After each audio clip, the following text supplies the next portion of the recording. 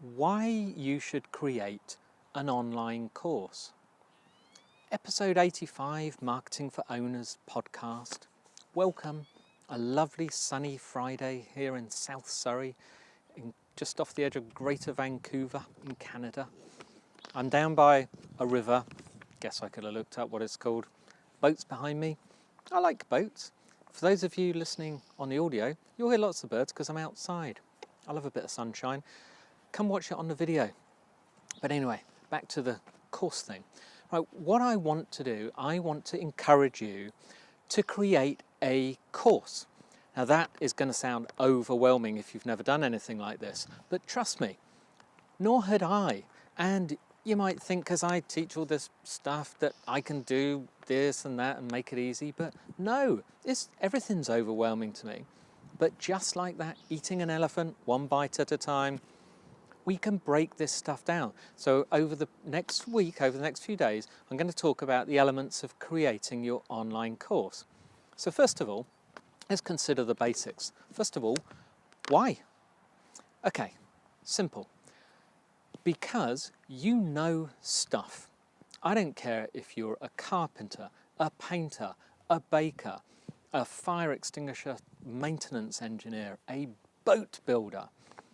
You do that professionally. It means you know how to do something. People want to know. Just people do want to know. So you have things to teach, and you're going to be trying to get leads, or you're going to try and sell something. That's why. The next one is price. Two choices.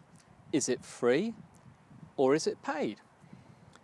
I'm going to base this on the free version. It makes it a bit easier because obviously a paid one would be an enhanced version. So perhaps we can get to that later or talk about some upsells. But the free one is basically for lead capture, for getting, remember in our 5 Ps of modern marketing, number 3 is permission.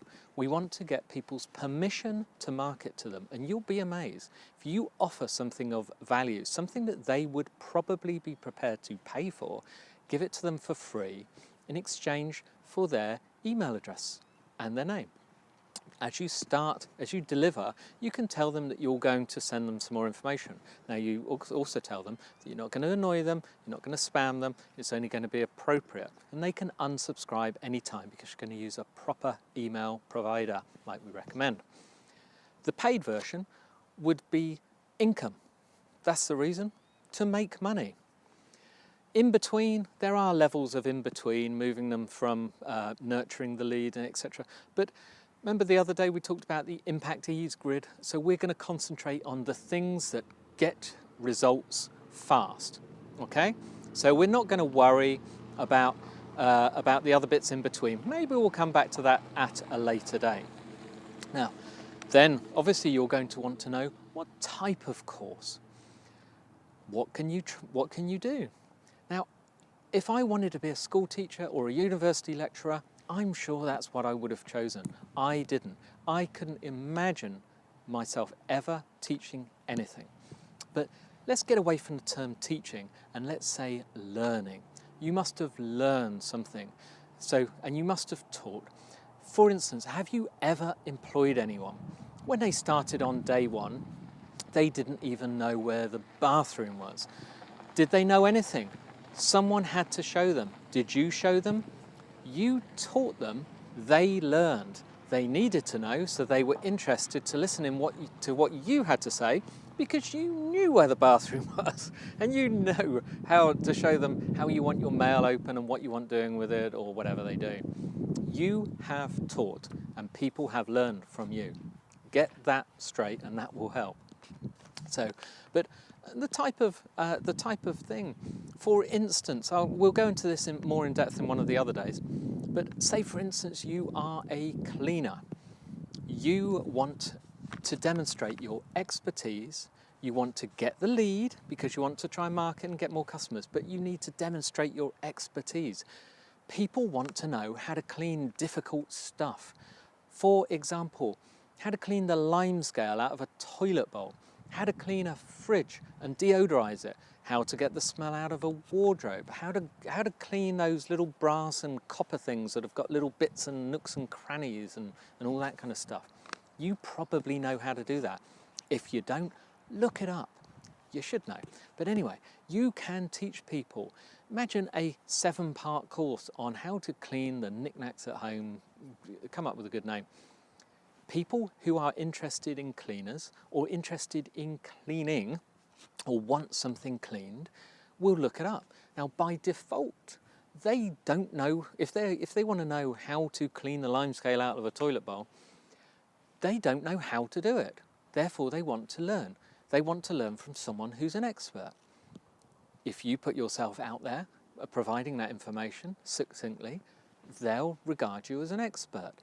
Once you've captured, you can then teach them how to do other things. But these people are unlikely to do it themselves because you're going to talk about all the knickknacks. Some of these people want someone to do it for them. Those are going to be your customers. So that's why. Now, how about the style? Well, you've got video, you've got PowerPoints, you've got audio, podcast, you've got email delivery, you've got ebooks. How about the delivery? 7-day course, once a day, drip fed from a membership site, say. Emails written once a day, or with a video linking them back to a YouTube, a private video on YouTube. You could deliver something every couple of days. I don't recommend, say, once a week over a period because that's too long. You're losing the impetus. You can do it every other day. It doesn't have to be once a day. They can be 2 minutes. They can be 30 minutes. They can be an hour. An hour is difficult. And I'm going to say if you've got great information and they're prepared to watch an entire hour, that's probably something you want to say for a paid version, the better version. Do the short, succinct and say, for more information, go to our, etc.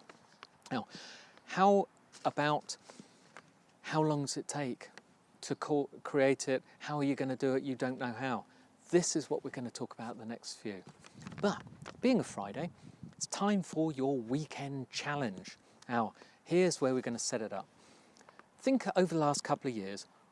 First of all, you get your piece of paper, your pad, your pen, right, ready. Now think over the last couple of years, have you done any form of learning? Have you been on a course? Have you taken an online course? Have you learned?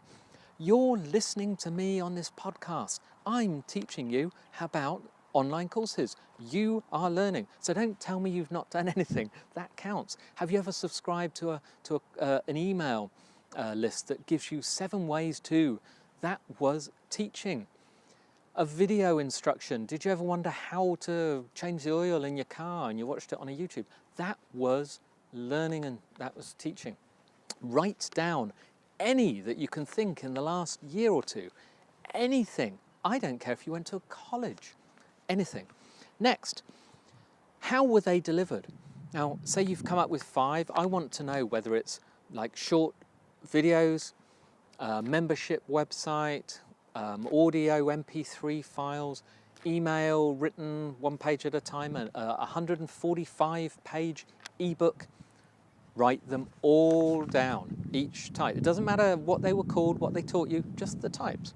Now, how long was each one? Yes, I know you're not going to remember, but if it's the email, say it was like 2 pages worth or 145 book ebook, 2-minute video, 15-minute video, 30-minute video, that kind of thing. I mean, these podcasts are 6-7 minutes. This one's probably going to go on a bit because I like this one. I think this is important.